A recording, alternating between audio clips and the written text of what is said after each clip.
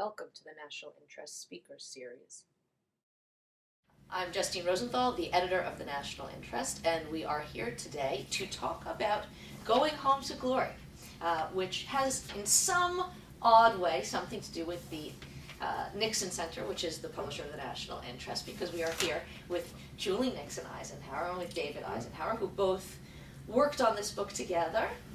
And and what happens in this book, and you're completely right, is that we have lines of Democratic presidents and lines of Republican presidents. What happens in this book is that the torch is passed on the Republican side from Eisenhower to Nixon, and Nixon will pass then ultimately to Ford Reagan. But this is transition, no question. And this is a legacy, in part of from what I have read of the book, Eisenhower's legacy as he leaves the White House. And he had hoped to leave the White House in Richard Nixon's hands, and that did not happen. And so what happened, this is the story of sort of the I would say the interval, the middle kingdom or something. This is the interval between the Eisenhower presidency and the presidency that he wanted to leave in Washington in '61. And it took 8 years for it to happen, but it did happen. And what do you think he was hoping was going to be? We'll talk a little bit about foreign policy since that's our focus to some extent, and I obviously want to get to the farewell speech, which we're coming up on the anniversary of. Right. But what was the foreign policy legacy you think that he was trying to leave? Because as I understand your interpretation is they were both in some ways foreign policy presidents, or largely foreign policy presidents. Well, and they both dealt with the conundrum that World War II caused a little bit, and that is America a European society, or is America an international global society? The Europe first priority in World War II left this question up for grabs, and what Eisenhower and Nixon both were called in to do was to clean up a situation that had been mishandled by Franklin Roosevelt's heirs, because they did not value Asia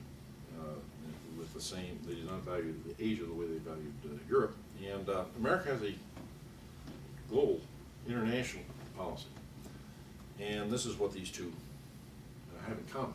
There are a lot of differences between the two, but they definitely have that in common. I would say the businesses of the presidencies are very, very intimately related.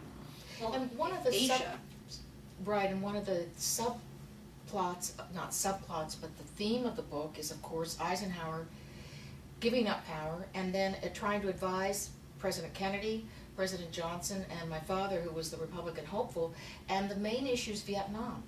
And so how was America going to resolve Vietnam? And that's, we talk about my father making this very important call to Dwight Eisenhower at the Gettysburg Farm in October of 1967 to sound him out on the idea of China becoming part of the community of nations, because of course Eisenhower's policy was, no recognition of Red China. So this is one of the important things that where Eisenhower's thinking evolves, and where Nixon is definitely heading as president to end the war in Vietnam, is to do it through.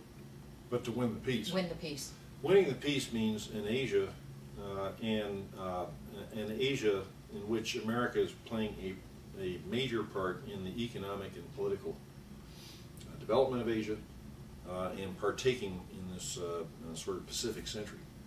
And it's a question of caring about the area. This is the thing that Dwight Eisenhower couldn't figure out about his Democratic successors in Washington. Can you imagine the invasion of Northwest Europe, or any operation in Europe, being mishandled the way the Vietnam War was in '65 and '66? Only a country that does not value a region can wage a war like that. And so the important thing was to come in and to put that on a basis that demonstrated to the area that the United States saw its future running to Asia. Johnson definitely saw this. There are letters that I've read in the Johnson Library that he wrote to journalists, people like Drew Pearson and so forth, where he clearly sees that America's interest runs to Asia, but he cannot persuade his government. Now, and that creates the situation. well, let me ask you about the military-industrial complex. I mean, I don't know if these thoughts flow directly into one another, but of course we've been hearing a lot about budget cuts, and I think you're going to see Right. a lot of intoning of Eisenhower on this. Right.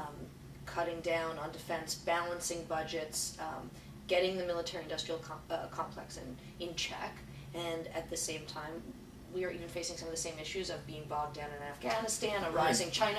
So how does this... Well, in one way, the situation is much better, and in another way, the situation is much worse, which is why it keeps coming back. The way in which the military-industrial complex is better is it's much smaller relative to our nation. Mm-hmm. The military-industrial complex in 1961 was about, in terms of consumption of our GDP, about twice the size of the one we have now.